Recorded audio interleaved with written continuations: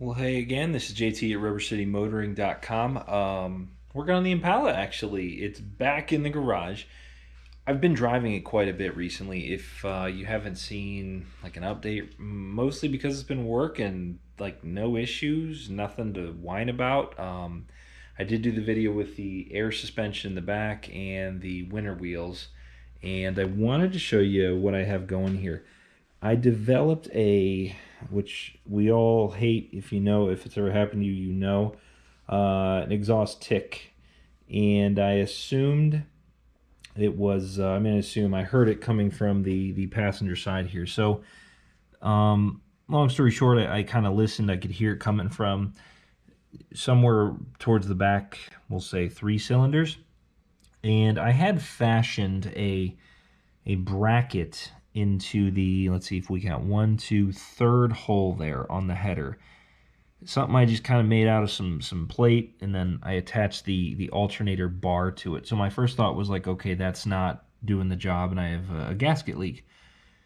So I went to Clear Image, because those are Clear Image tri-wise there, and I looked at their recommended gaskets, and I noticed like I'm not using the recommended gaskets for some reason. I really don't know where I decided on the gaskets. I know I didn't have the ones they recommended, so I looked them up. They're unavailable. I reached out to Dan there, and he told me to get these Remflex gaskets, which a lot of people said so online.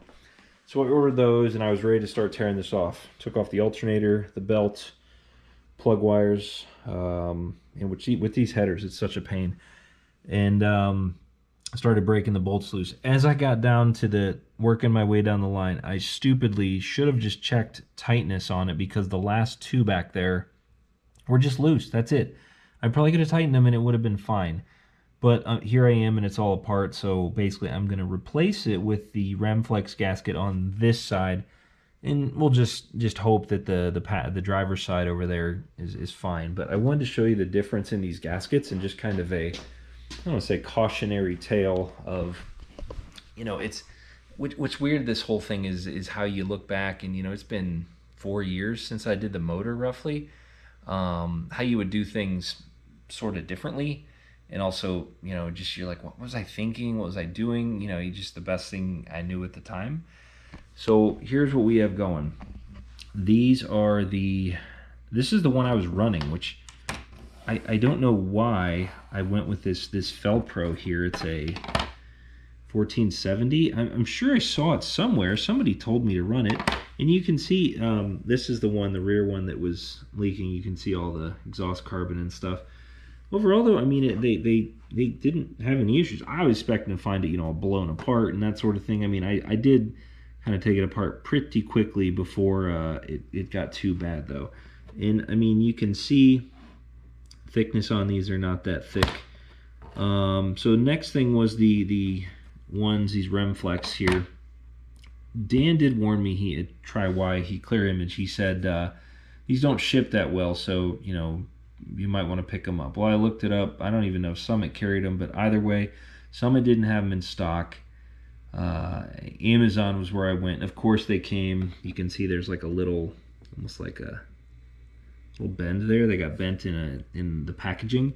That's not really going to affect performance as far as my opinion. Now, if that bend was on here, I'd be worried, but I think that's going to be okay. I mean, heck, you could even tape it. It just, if you're worried about assembly and that whole thing. The other move was I wanted to basically redo or undo my my mount for the alternator. I've seen a lot of people not run that third bracket, not have issues. So I needed some bolts, because I basically didn't save my extra ARP bolts, or I can't find them at this point. So what I have here, I went and I bought these ones, which everybody recommended. This is what I was running, and this is what I just bought. Once again, I mean, this collar looks smaller. It looks just a little bit tinier overall, tinier head. I don't know why I decided on this original one. Here, I'm watching not the screen, but I don't know why I decided on the one on the left originally and didn't go with the one on the right. But either way, I'll probably replace the passenger side with the ones on the right and hope for the best, because these are super tight against those headers. I mean, they just barely fit. So that's what I got there. There's even washers in there. I'll see if I want to include the washers. Probably do, but yeah, so that's what I'm going to do here tonight. Get this all put back together, then just start driving it again. Haven't had any issues.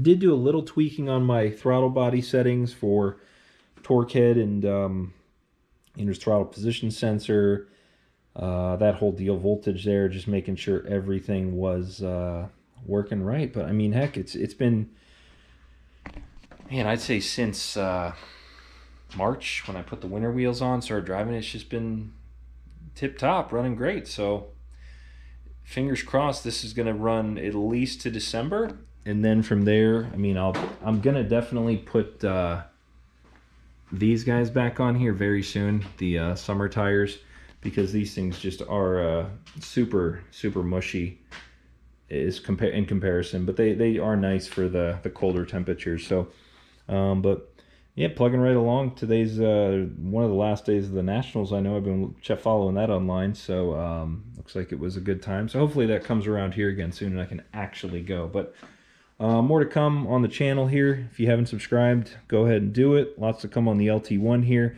Don't really plan on getting rid of it anytime soon. And I don't know, got some various ideas for videos and things coming up here. So subscribe, hit the bell for notifications, and we'll see you next time. RubberCityMotoring.com. Thanks for watching, and I'll see you soon.